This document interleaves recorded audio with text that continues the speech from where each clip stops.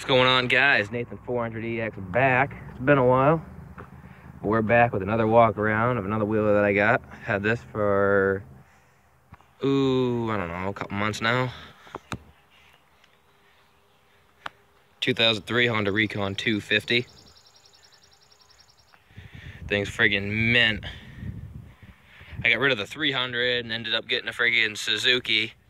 Traded that piece of shit and got a Yamaha Timberwolf 250, and that one was four-wheel drive, and it needed everything. The only thing it had going for it was the motor, and it needed everything else. The whole front end rebuilt, rear end rebuilt, and I couldn't afford that. That was going to be like $1,000 plus. So I saw this on there, and my cousin has one of these Honda Recon 250s, so I know quite a bit about them. So I'm like, all right, sweet. Well, two-wheel drive, but these things are tanks, so I'll just trade it.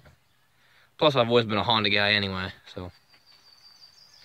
Yeah, traded with him, and I had a little TTR 90, which I didn't have to trade, but I threw it in there anyway just to make sure it was a done deal. But after going there and everything, the way he was talking, he didn't even care about that little dirt bike. So I probably shouldn't have thrown it in there, because my other cousin doesn't have a wheeler, a dirt bike, or nothing. And I would have sold it to him just for a couple $100, just so he has something to ride, just to get him out there.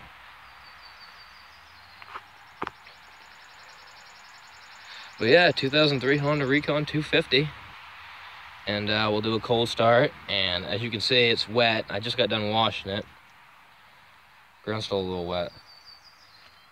Of course, it's 80 out here now, which is sweet, so dried off pretty fast, really, but she's cold. I'm just touching everything, so I haven't started it at all. I'll get all that water. So we'll do a cold start here. This is no choke or nothing. Jeez, friggin' Honda, cold-blooded. Will it stay going? I don't know. Come on, Honda. Yeah, seems to be doing all right. Doesn't seem to be doing too bad. Oh, my lights are on. Shit.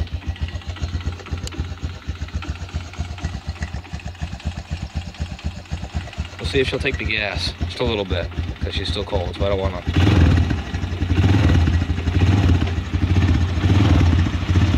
We'll just warm her up for a minute.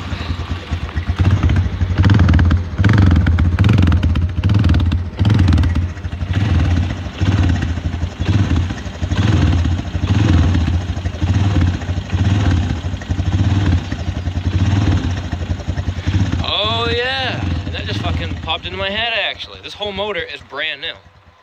And the reason being is because I traded with the kid, and he just said, oh, well, the timing's off, because it was knocking a little bit. And he goes, or not knocking, but making a noise, which it actually was knocking, but it didn't sound like it. It was making a noise, and yeah, stalled. But runs mint, though. If I didn't give it gas, it probably would have warmed up by itself. But yeah, he just said the freaking timing was off. So I'm like, all right, forget whatever. And I traded, and he said that, oh, all the work that's been done to it was all professionally done and everything, which, of course, I believed it. But I guess I shouldn't have. Because I took it to an actual professional, because we tried the timing, and we just couldn't get it right. And we had it right spot on. It was still making a noise.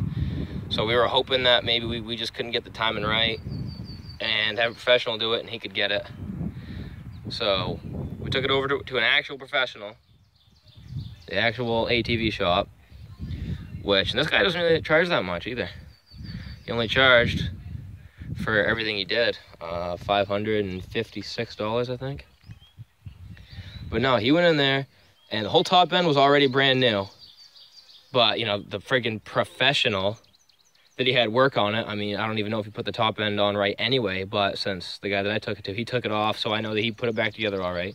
But he took that top end off, looked inside, and the piston was all charred and chewed and just fucking junk. And I'm like, are you kidding me?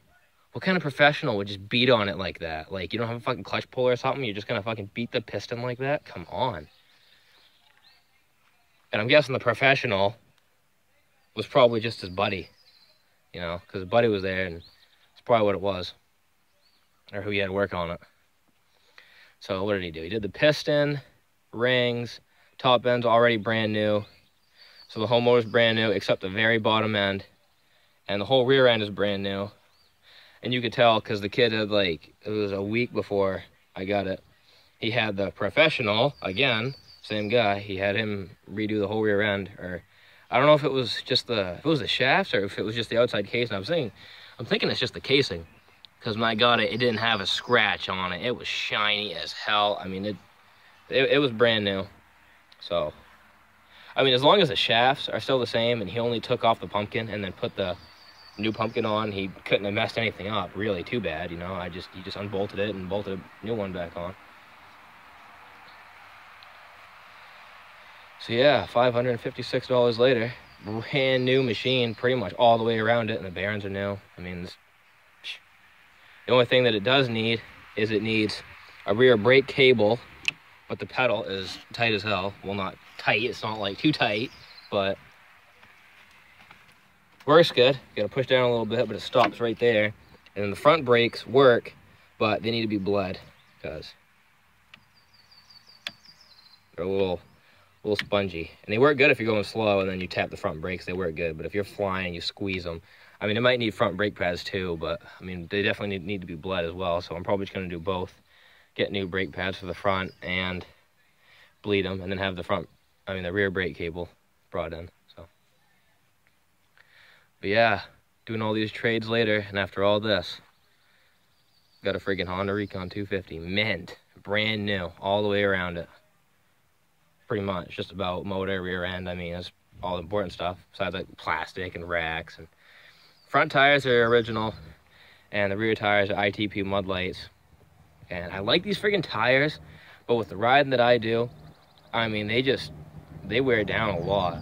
And it's just because I ride a lot of dirt roads, and then I do side trails a lot too, obviously, to get onto like next trails and stuff like that. But just mostly on regular dirt roads. And of course I rip pits and jumps, and I'm actually going to be doing a video here pretty soon on how to wheelie this thing, because I was trying to figure out how to wheelie this for a while and couldn't get it down. But yesterday I just tried something and I figured it out, and you put no strength and it comes right off the ground. And I'm going to be doing a video soon, so I'll do a whole video about that. But yeah, 2003 Honda Recon 250, she's mint, and you guys are going to be seeing more videos of it. So, for now, this has been Nathan 400EX. Peace out.